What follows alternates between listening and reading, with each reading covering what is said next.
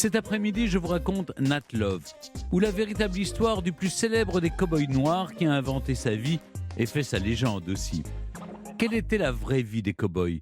Pourquoi les Afro-Américains ont-ils été exclus de l'histoire de la conquête de l'Ouest ? Comment faut-il lire l'autobiographie de Nat Love ? Europe 1, 15h, 16h, historiquement vôtre. le récit, Stéphane Bern.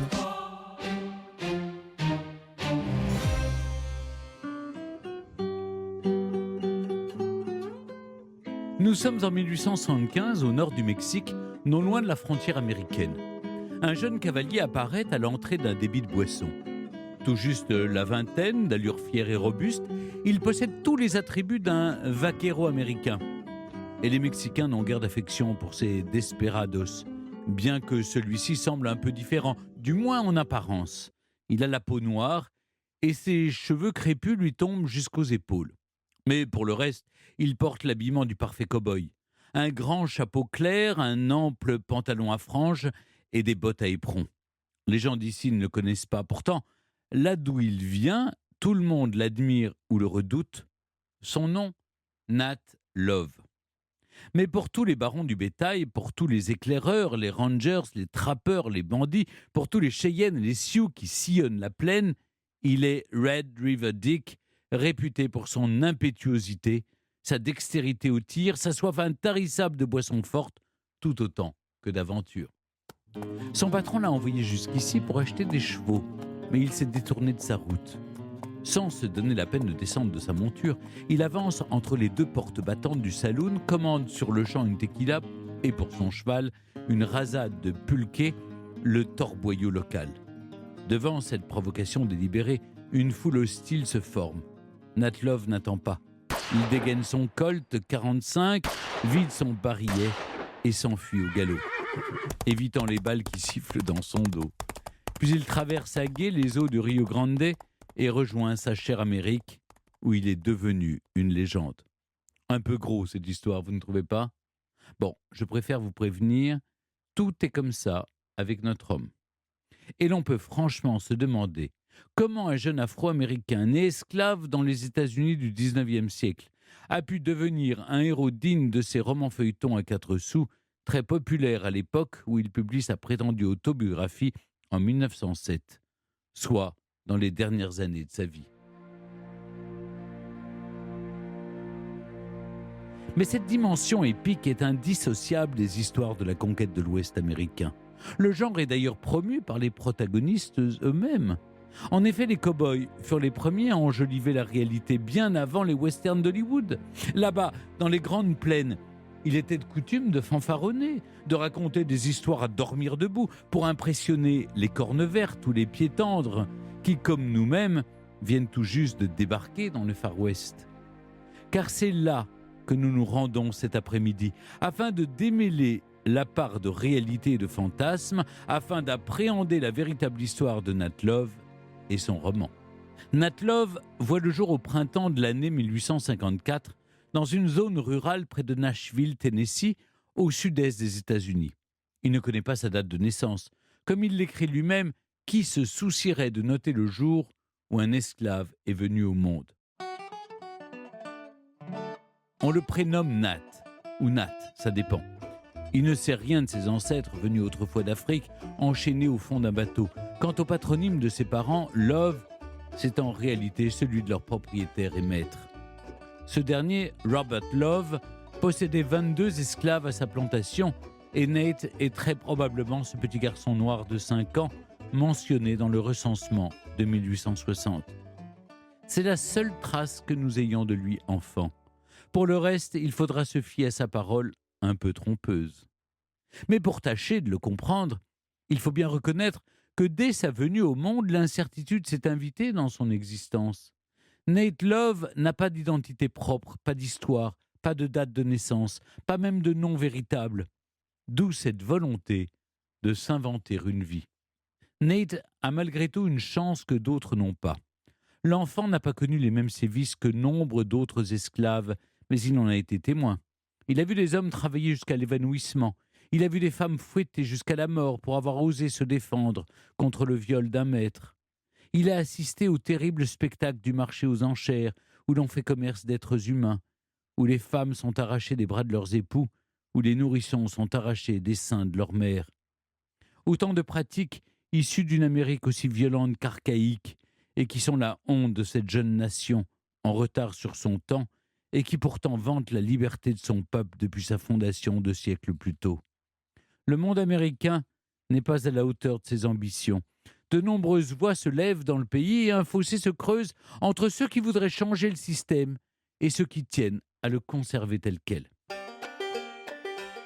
En 1860, alors que Nate Love est âgé de 5 ans, Abraham Lincoln, un abolitionniste, devient le 16e président des États-Unis. Aussitôt, le Sud fait sécession.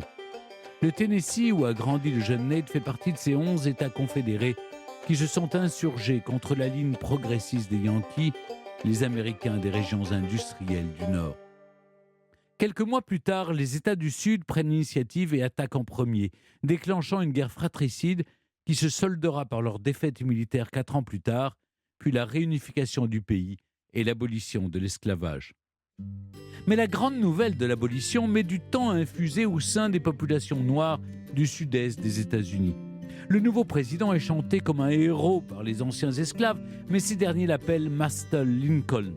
Et certains ont encore du mal à comprendre ce qui vient de se jouer. Et puis, que vont-ils faire de leur vie à présent qu'ils sont libres ? Partir, certes, mais pour aller où ?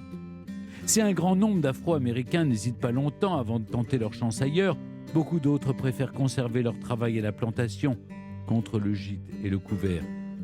Le père de Nate Love fait lui le choix de rester tout en se mettant à son compte. Il loue à son ancien maître les terres qui entourent la cabane où vivent sa femme et ses enfants. Mais les premières années de liberté sont rudes. La famille n'a pas de quoi se chausser ou se vêtir. Pendant la semaine, tandis que Nate Love s'occupe de tresser la paille, son père confectionne des chaises ou des balais. Le vendredi, il s'en va sur les chemins faire du porte-à-porte avec sa marchandise sur le dos. Il revient avec quelques semences de maïs durement gagnées. Ce père qui a la chance de savoir lire transmet juste à temps ce précieux savoir à son fils avant de mourir de maladie. Plus que jamais, Nate Love doit alors venir en aide à sa mère, à son frère et à ses petites nièces. Alors, il part en quête de corvée, gagne $1 par-ci ou par-là, chaparde un peu de lard et des pommes de terre. Parfois, Nate Love se rend dans la propriété de Mr. Williams, un éleveur de chevaux. Ses enfants sont des blancs de son âge qui, contre 10 cents, lui proposent de monter les jeunes poulains afin de les dompter. Nate Love ne se fait pas prier et enfourche chaque monture qu'on lui présente. L'animal se rue, se cabre, mais son jeune cavalier reste bien agrippé à sa crinière. C'est peut-être cette rencontre avec les chevaux, avec leur force et leur vitesse, qui a donné à Nate Love le goût du grand départ, l'envie de voir du pays. À présent qu'il est libre, il n'a pas très envie de croupir ici, dans la cabane qu'il a vue naître. Depuis quelque temps, il songe à traverser le Mississippi, à tenter sa chance à l'ouest, comme beaucoup d'Américains en quête d'une vie nouvelle, et qu'ils espèrent meilleure. Nate Love quitte donc le Tennessee le 10 février 1869. Une date suffisamment importante pour qu'il ait pris la peine de la noter dans sa mémoire et qui marque le jour de sa véritable naissance. Il n'a pas 15 ans et le voilà qui s'aventure seul dans un monde dont il ignore à peu près tout. Tantôt à pied, tantôt à l'arrière d'un chariot qui accepte de le prendre sur quelques miles, Nate Love s'enfonce dans le Grand Ouest. Les États-Unis des années 1870 connaissent à peu de choses près les mêmes frontières qu'aujourd'hui, mais la plupart de ces territoires nouveaux sont encore méconnus et en cours de colonisation. Le voilà, le véritable nouveau monde, la terre promise que sont venus chercher les pères fondateurs américains. Pour beaucoup de pionniers d'alors, cet appel de l'Ouest résonne comme une évidence. Ce territoire est si vaste qu'il donne une impression d'infini à celui qui y pénètre, un sentiment de liberté totale, avec des possibilités immenses. Nate Love continue sa route jusqu'au bout du Kansas, au pied des Rocheuses. De l'autre côté de ces montagnes se trouvent les éclaireurs de la première ligne, aventuriers, chercheurs d'or, bâtisseurs de villes, encore plus braves ou plus fous que les autres. Mais pour l'instant, ces plaines qui s'étendent à perte de vue et que les colons appellent la prairie suffisent amplement aux jeunes adolescents. Parmi eux, bien que l'histoire ait tenté de les effacer, se trouvent déjà des esclaves affranchis venus y tenter leur chance.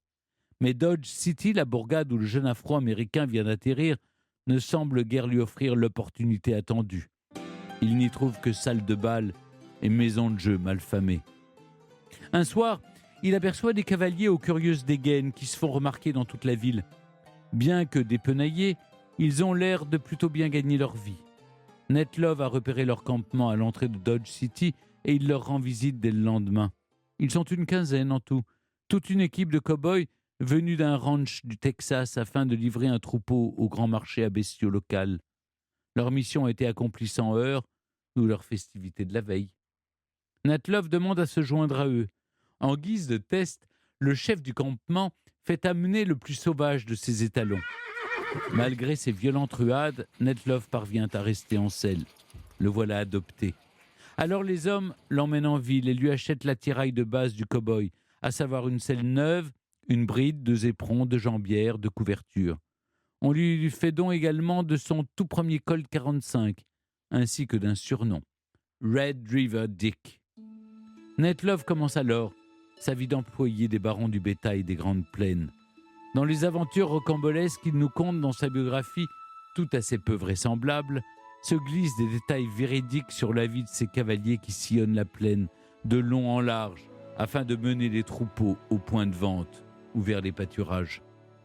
Une partie de leur travail consiste à récupérer les vaches qui se sont égarées aux 4 vents. Chaque tête est précieuse, d'où la présence de voleurs de bétail contre lesquels ils mènent une guerre permanente.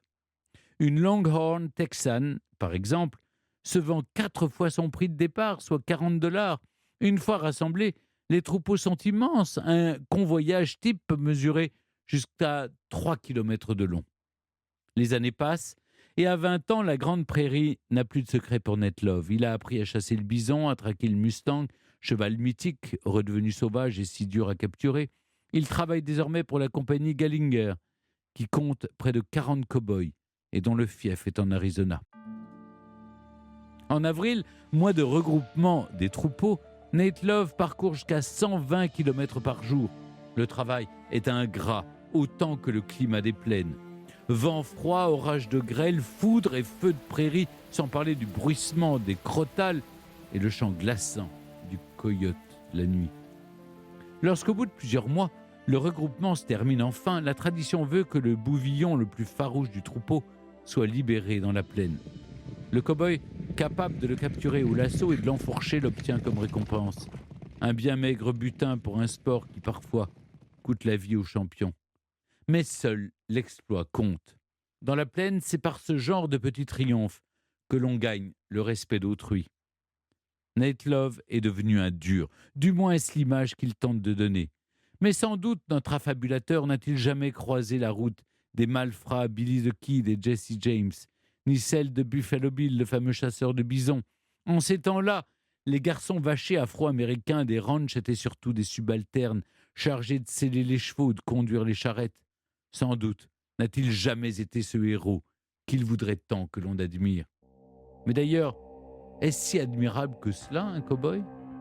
L'univers que nous décrit Ned Love est un monde de brutes où règne la loi du plus fort, un monde où les bêtes sont tuées par plaisir, les présumés coupables assassinés sans l'ombre d'un procès, et où, comme le veut un dicton en usage, un bon Indien est un Indien mort. La prairie de ces temps-là offre un tableau d'une telle violence que l'on finit par se demander qui y tient le rôle du sauvage et celui du civilisé. Après près de 10 ans passés dans les Grandes Plaines, Ned Love reprend la route en quête d'opportunités nouvelles. On ne sait pas si c'est l'ennui ou la difficulté de son travail qui poussa véritablement Ned Love à quitter la prairie. D'après lui, ses charmes se sont dissipés. La chasse au bison, sport des rois, ton temps est révolu, écrit-il avec nostalgie. En effet, les 25 millions de bovidés sauvages qui peuplaient la plaine ont été exterminés. Les Amérindiens, qui en dépendaient socialement et spirituellement, ont à peu près connu le même sort. On ne sait pas exactement la période à laquelle Nate laisse la plaine derrière lui, probablement vers l'âge de 30 ans au milieu des années 1880.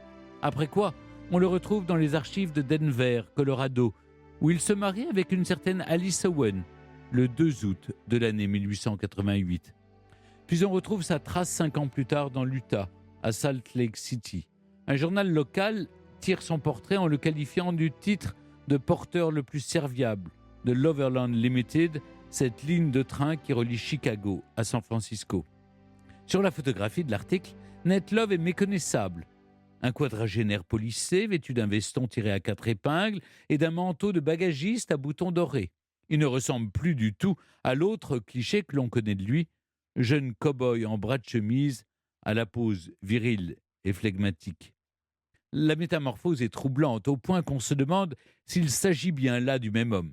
Mais dans l'article, Ned Love le garantit, il est bien le meilleur lanceur de l'assaut, le meilleur cavalier, le meilleur tireur que le Far West ait connu.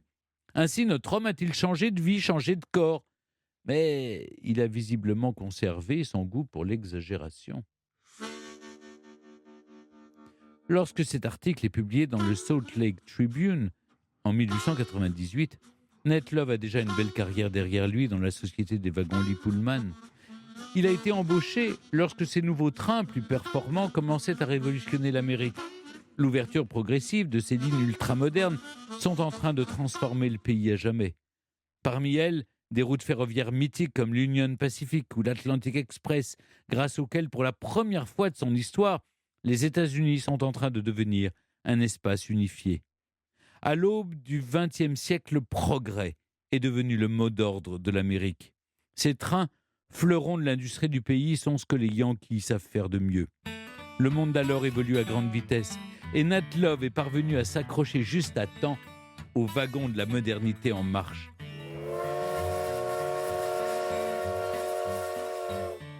Au cours de cette nouvelle aventure, il traverse le pays de long en large. Il voit défiler à travers les vitres le Old West de sa jeunesse, où le bruit du rail a remplacé celui des sabots. Ned Love achève sa carrière de porteur dans les wagons-lits en 1910. Mais son métier ne fut pas aussi plaisant qu'il le laisse entendre. Il a passé 20 ans à porter les malles des voyageurs, à nettoyer leurs couchettes, à brosser leurs vêtements, à cirer leurs chaussures. Ned Love demeure un homme de couleur dans un pays où les Noirs, bien que libres, demeurent des citoyens de seconde zone. Et on imagine les brimades et les humiliations subies, mais qu'il a préféré taire dans son récit. Sans doute voulait-il être reconnu pour sa valeur, celle d'un enfant pauvre parti de rien et devenu employé modèle. Un bon Américain, en somme. C'est d'ailleurs par un chant d'amour pour son pays qu'il signe ses dernières pages. Allez à New York et voyez les gratte-ciel, le pont de Brooklyn, le métro. Allez faire un tour dans le nord pour admirer les grandes chutes du Niagara. Écoutez ce qu'elles vous racontent de leur énorme voix grondante. Allez à Chicago, cette ruche du commerce de l'Ouest. Découvrez les grands lacs, traversez le Missouri et pénétrez dans les grandes plaines de l'Ouest qui étaient encore inconnues il y a peu. Traversez le désert du Nevada qui était encore récemment une immensité désolée. Continuez jusqu'à ce que vous humiez le parfum des fleurs d'oranger. Voyez les grands arbres de la Californie, les phoques et la vallée de Yosemite, et bombez une fois de plus le torse avec fierté, en songeant que vous êtes Américain.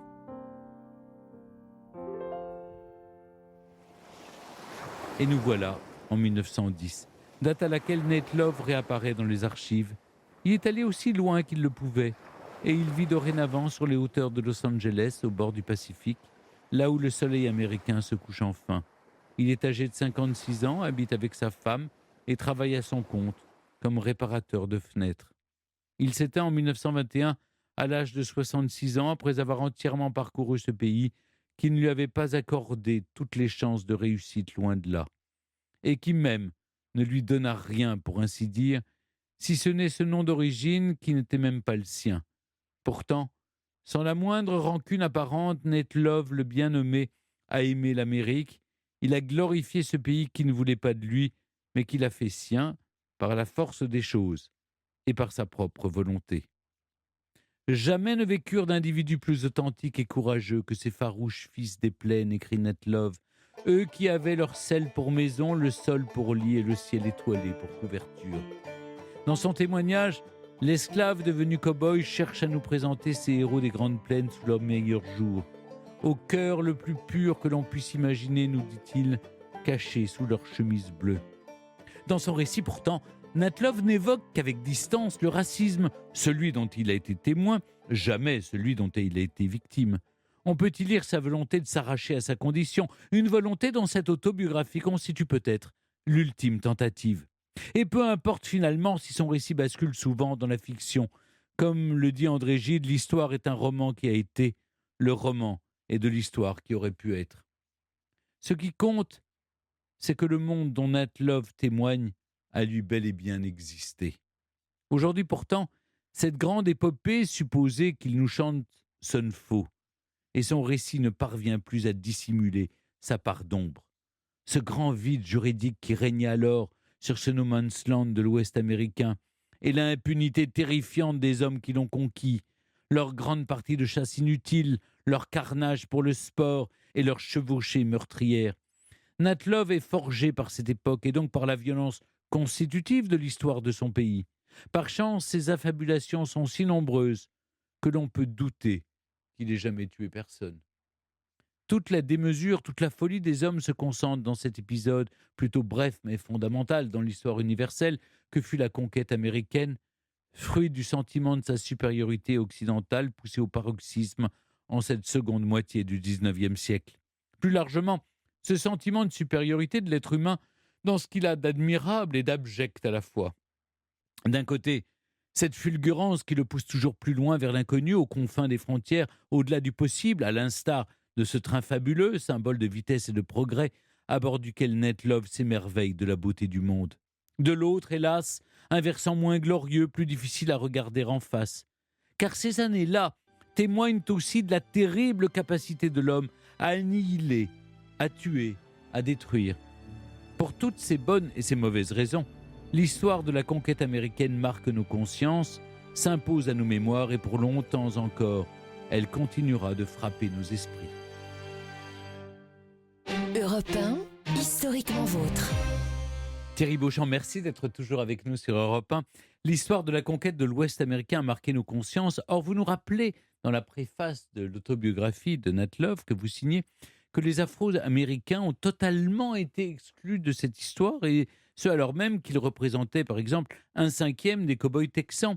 Qu'est-ce qui a favorisé, selon vous, cet effacement des mémoires ? On pourrait le résumer à une expression, c'est le racisme structurel de la société américaine. Tout le système finalement de diffusion de l'information était tenu par des Blancs. Les Blancs écrivaient les histoires, les imprimaient, et puis c'était des Blancs essentiellement qui les lisaient. Et ce modèle-là qui existait au XIXe siècle s'est reproduit au début du XXe siècle à travers le cinéma. Le cinéma reprend exactement les mêmes habitudes. Mais il faut quand même noter qu'ici et là, vous pouviez avoir de la place pour un autre récit, notamment à travers les journaux folkloriques. Et même au cinéma, dans les années 20, le premier grand champion de rodéo, qui était un Afro-Américain, Bill Pickett, a été filmé. Alors, il y a un film qui existe encore. Thierry Beauchamp, Nat Love n'était ni historien ni journaliste, mais plutôt fabulateur. Comment lire alors son autobiographie ? Quels conseils vous donnez au lecteur pour mieux l'appréhender ? Je serais tenté de dire il faut l'appréhender comme s'il s'agissait d'une œuvre d'art naïf, ou de littérature naïve. Parce qu'à partir de là, on se met au niveau du conteur et plus au niveau de celui qui est censé témoigner d'une vérité objective. Et le conteur, il est forcément un peu artiste, il nous parle d'une autre réalité, d'une autre vérité. Mais comment vous avez identifié les zones de vérité dans le récit de Nat Love et puis les zones plus sombres qui sont des affabulations ? Alors déjà, je serais tenté de dire qu'il faudrait mieux parler de zone de crédibilité, parce qu'au bout du compte, même quand ça peut sembler crédible, je ne suis sûr de rien avec Nat Love. Après, j'avais une certaine expérience et à la fois du folklore afro-américain, des histoires, des plantations, ainsi que du folklore de l'Ouest sur lequel j'ai pas mal travaillé. Donc j'ai pu reconnaître certaines histoires qui me semblaient possibles. Par exemple, sur son enfance dans la plantation, l'histoire des enfants qui sont cul nus et sans chaussures, oui, c'est quelque chose qui a été décrit par des journalistes, par des observateurs. Idem pour les élevages de chevaux au Tennessee. C'était une pratique assez courante d'envoyer des esclaves dompter les chevaux. Les choses qui arrivaient. Il y a beaucoup d'inventions dans son récit, notamment celle autour de son surnom, Deadwood Dyke. Oui, là, on est en plein dans les zones de flou de Nat Love. Deadwood Dick. Oui, Deadwood Dick. Déjà, Dick, en principe, c'est le diminutif de Richard. Donc là, il y a un mystère. Et surtout, en fait, ça fait référence. Il venait de gagner un concours de tir à Deadwood, et il nous raconte que les habitants l'ont surnommé ainsi. Ce qu'il ne nous dit pas en sous-texte, c'est en référence à un héros de la littérature populaire de l'époque, qui s'appelait Deadwood Dick, le cavalier noir, et qui n'était pas noir de peau, mais noir de vêtements. Le seul petit problème, c'est qu'il nous dit aussi qu'il arrive à Deadwood en 1876. Or, le feuilleton d'Edward Dick commence à apparaître en 1877. Donc là, il y a un petit problème chronologique. Pourquoi cet homme s'est-il mis à écrire d'après vous? Je crois que vous émettez plusieurs hypothèses. Je pense qu'il y en a deux majeures. D'abord, c'est les publications de récits autobiographiques ou biographiques de célébrités de l'Ouest à la fin du 19e siècle et au début du 20e. Je pense notamment à ce qui était un best-seller à l'époque, qui s'appelait Un cow-boy texan, d'un nommé Charles Siringo. Il est très probable qu'il ait pu avoir ce bouquin entre les mains et qu'il ait voulu imiter, dire si lui est capable de raconter ses bobards, moi aussi. Et l'autre chose, c'est que dans sa vie de porteur dans les Pullman, il avait l'occasion pendant des heures et des heures de discuter avec les clients. Et je pense qu'il a rodé ses histoires finalement avec la clientèle blanche et fortunée des Pullman, et que c'est ainsi probablement qu'on l'a poussé à écrire, à publier ses récits. Peut-être y a-t-il eu une souscription. C'est très probable puisque le livre n'est jamais sorti en librairie. Donc il l'a publié à compte d'auteur. Il faudrait savoir dans quelles conditions. Ça, peut-être qu'un historien trouvera quelque chose. Il raconte sa vie rêvée, mais ne s'épanche jamais sur l'esclavage. Il en parle en fait dans les 2 premiers chapitres de son autobiographie, assez précisément. Il dénonce bien les crimes qui doivent être dénoncés en premier chef, les châtiments corporels, la séparation des familles par les ventes à la criée, des choses comme ça. Mais alors, ce qui est très étrange, c'est qu'il en parle avec une certaine distance presque journalistique, alors que tout le reste du récit est donné sur un ton plus enjoué, parfois même bonimenteur. Il y a un petit décalage. Et puis, l'autre chose, c'est quand il parle de son expérience personnelle d'esclave, on a plutôt l'impression d'être dans les aventures de Tom Sawyer, c'est-à-dire il fuit catégoriquement tout ce qui ressort de la souffrance, de la douleur, de la punition. Il est plutôt du côté du jeu. Il y a beaucoup de descriptions de jeux ou de petites rapines, de choses comme ça. Mais comment vous expliquez? C'est-à-dire qu'il ne voulait pas qu'on puisse le plaindre comme esclave? Je pense que vous avez très bien dit dans votre récit. Je crois que c'est quelqu'un qui cherchait à s'affranchir de sa condition et de son passé, et qu'il n'était pas question pour lui de pleurer sur son sort. Il voulait donner l'image de quelqu'un qui s'en sortait toujours. Thierry Beauchamp, on parlait il y a quelques instants de l'effacement des mémoires des cow-boys noirs américains. À quel moment les historiens se sont-ils enfin emparés de cette question? Alors, il faudrait savoir si l'on parle des historiens au sens large, de la macro-histoire, ou bien de la micro-histoire. Des micro-historiens, je pense que au 19e siècle, en cherchant bien, on va trouver ou bien des articles de folkloristes ou des références, peut-être dans des journaux, sur des cow-boys noirs. Mais la réflexion sur les cow-boys noirs et sur le fait qu'on a effacé leur rôle dans l'histoire de la conquête de l'Ouest, je pense que c'est dans les années 60 que ça s'est passé, dans le prolongement du mouvement pour les droits civiques. Vous présentez le récit de Nat Love comme le plus long témoignage connu d'un ancien esclave devenu cow-boy. La recherche a-t-elle permis de redécouvrir des récits similaires qui nous permettraient maintenant de mieux connaître la vie de ces hommes? Récit autobiographique, je n'en ai pas trouvé de plus long. En revanche, il y a des anecdotes, des textes plus courts dont j'ai parlé tout à l'heure, qu'on peut trouver dans ce formidable répertoire d'histoire qu'est le projet fédéral pour les écrivains qu'avait mis en place Franklin Roosevelt en 1936, où là on a plein de petites histoires, de témoignages.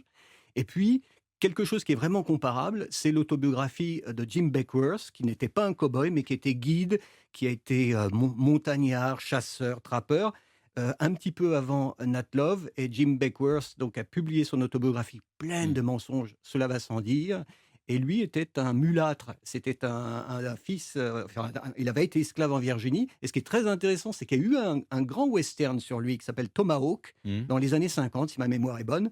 Le seul problème, c'est que Jim Beckworth est interprété par un blanc. Un récit imaginaire, dites-vous, peut être plein de vérité, ce sont vos mots. Quels éléments alors le récit de Nat Love nous donne-t-il sur la vraie vie des cow-boys dans les plaines, loin justement de ces clichés véhiculés par le cinéma hollywoodien? Et bien, paradoxalement, je pense que c'est un peu les mêmes que dans le cinéma hollywoodien, parce que quand on regarde les grands westerns, Red River, des westerns comme ça, vous avez on vous donne une bonne idée de ce qu'est le métier de cow-boy, c'est-à-dire des journées et des journées à cheval à assurer le convoi, à convoyer des troupeaux. Ça se passait pendant des semaines, donc c'était un métier extrêmement monotone, répétitif. On était, comme vous l'avez très bien dit dans votre récit, exposé aux intempéries, à tous les accidents, aux débandades de troupeaux qui pouvaient occasionner des accidents mortels. Donc c'était un métier très physique, très dur, très éprouvant, et on peut penser que la seule source de joie dans ce métier-là, c'était la camaraderie, l'esprit de corps des cow-boys. Et on peut comprendre que tous les déclassés, les anciens esclaves, les métis mexicains, amérindiens, pouvaient trouver là un monde où il n'y avait plus de différenciation raciale, en tout cas beaucoup moins qu'ailleurs. Parce qu'il faut rappeler que le Texas avait été un État esclavagiste et que la ségrégation raciale a opéré pendant très longtemps après la guerre de sécession. Mais de quoi Nat Love est-il aujourd'hui devenu le symbole aux États-Unis? C'est une figure connue, reconnue, populaire?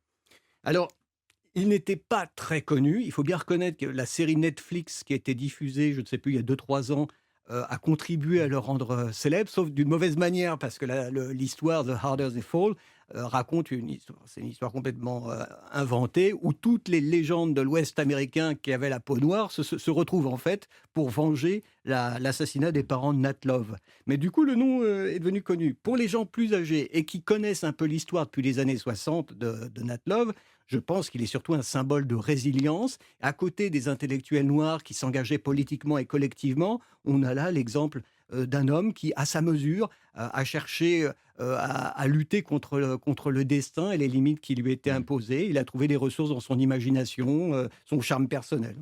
Est-ce qu'il y a des lieux, oui, aux États-Unis où on célèbre sa mémoire Pas à ma connaissance. Il y a pas de D'ailleurs, statue, vous savez, ça serait difficile de les situer parce que tous les lieux qui donnent peuvent être discutés. Les ranchs dont ils donnent, le ranch Duval au Texas, le ranch Gallinger en Arizona, j'ai fait des recherches, je ne les ai pas encore retrouvés. Donc c'est un peu difficile de trouver un lieu.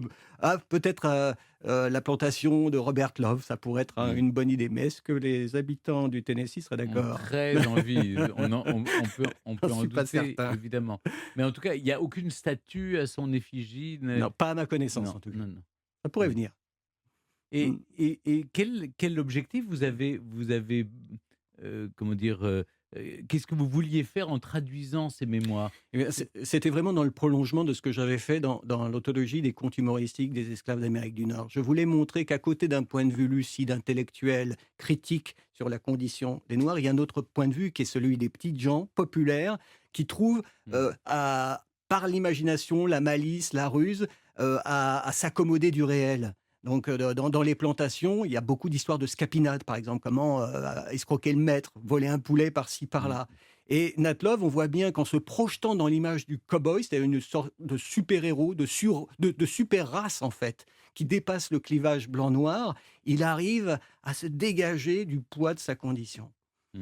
Merci beaucoup Thierry Beauchamp de nous avoir accompagnés cet après-midi dans Historiquement Vôtre pour retracer la véritable histoire de Nat Love, le cow-boy noir qui a inventé sa vie. Je rappelle que Cow-boy noir, son autobiographie que vous avez traduite et préfacée, est disponible aux éditions Anarcharsis. Historiquement vôtre sur Europe 1 et en podcast sur europe1.fr.